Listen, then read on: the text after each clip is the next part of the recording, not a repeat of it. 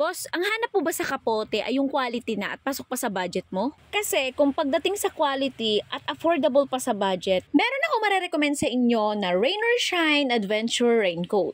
Hindi ito yung klase ng kapote na manipis ha, na nabibili nyo lang online. Dahil yung raincoat na ito ay naka-elastic fabric po siya. So meaning, mas quality siya unlike sa mga vulcanized kapote. Unisex po ito at meron din kayong mga sizes na po pwedeng pagpilian. Meron po tayong medium, large, XL, 2XL hanggang 3XL. Mabibili nyo siya dito sa store sa halagang 800 pesos. Up and down na po siya and with hood pa at may kasama din po siyang plastic face mask windshield. Dito po sa face mask, plastic shield niya. So, optional na po yan kung gusto nyong ilagay. Pero sa mga magtatanong kung paano po siya ilagay, so ganito lang po siya. Meron po yung mga button na pagtatagni-tagniin nyo lang para maging ganito. Ang lalim ng words, no?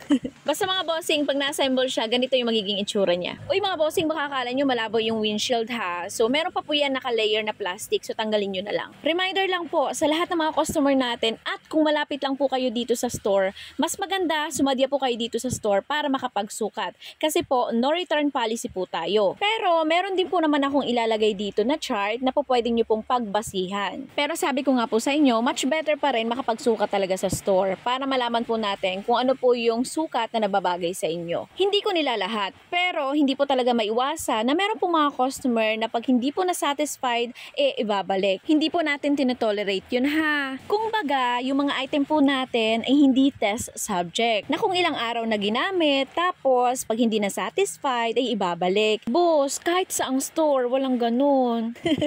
Hugot, parang may pinanghuhugutan si Galaera.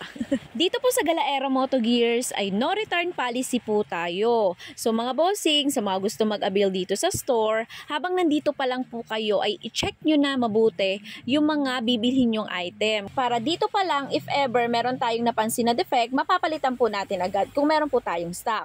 Kasi hindi na po pananagutan ng Galaera Moto Gears kung ano man po ang mangyari sa item na inilabas nyo dito sa store.